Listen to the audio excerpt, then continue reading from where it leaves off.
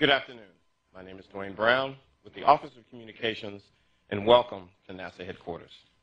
Today, NASA reveals near-Earth asteroid findings and implications for future research from the agency's Near-Earth Object Wide Field Infrared Survey Explorer, in short, NEOWISE. Today's information and graphics can be obtained on the web at www.nasa.gov/wise. We will have brief presentations from our presenters, then open it up for questions at our NASA centers and the phone bridge. Before we get started, let me introduce you to today's speakers. First up, Lindley Johnson, NEO Program Executive, NASA Headquarters, Washington.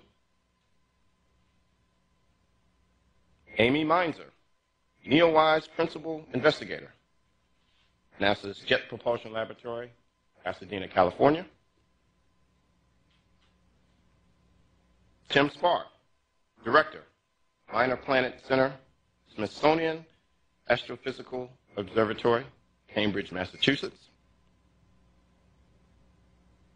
And Lucy McFadden, Scientist, NASA's Goddard Space Flight Center in Greenbelt, Maryland. And with that, I'll toss it to Lindley to start us off. Thanks, Dwayne. Thank you all for tuning in to hear about our progress with the Near-Earth Object Observation Program. We're here today to provide an update of our understanding of the near-Earth asteroid population and announce achievement of some significant goals in finding our nearest neighbors in the solar system. Over the past 12 years, our work to find near-Earth asteroids has largely been done by several ground-based observatory teams. But in 2010, NASA augmented those efforts by enhancement of the ground processing of the data being returned by the Wide Field Infrared Survey Explorer. So one of the characteristics of NEOWISE is that it really was a fairly small telescope in a low Earth orbit. In fact, the telescope would kind of fit under your arm like this, so it's not particularly large. But by virtue of being in space and operating at infrared wavelengths, it's a very powerful telescope, and it turns out to be very good at finding asteroids and comets. Now, if you go to the first animation here, you can see a little representation of what WISE looks like going around the Earth. It's always pointing outward from the Earth, surveying the whole sky. And as the Earth goes around the Sun, this allows the telescope to very quickly and efficiently carry out a survey of the whole sky.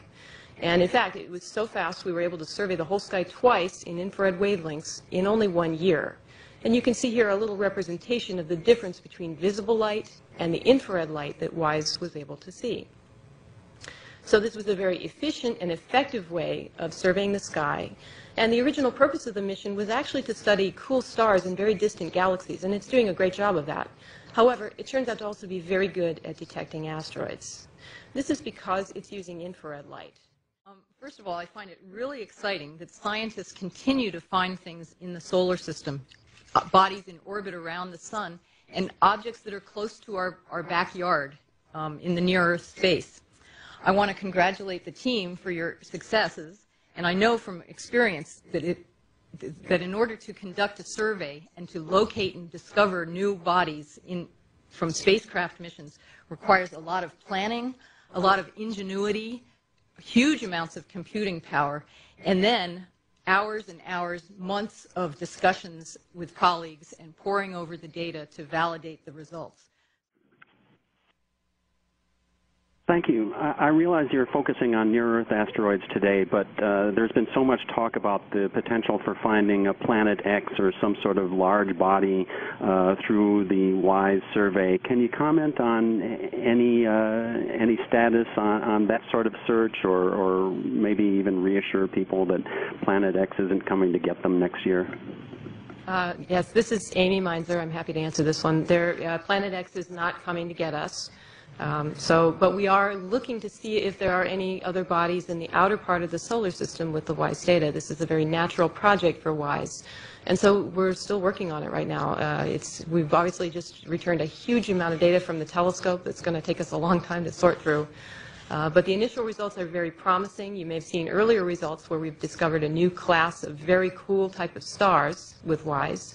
But the search is still on, and we don't think that there's anything that's hazardous in the outer solar system. We think that this is just a sort of a, if there is something out there, it would be a large body in a roughly circular orbit.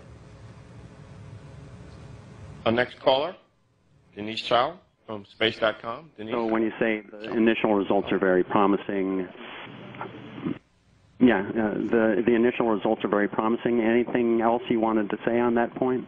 We've actually been able to confirm the discovery of 100 new objects that are these very cool stars called brown dwarfs. And so that's very similar to what people are interested in looking for. So we've actually found some of these that are relatively close to the Earth, but none of these are closer at this point than the nearest star to our solar system. So it's a good start, though. Thank you.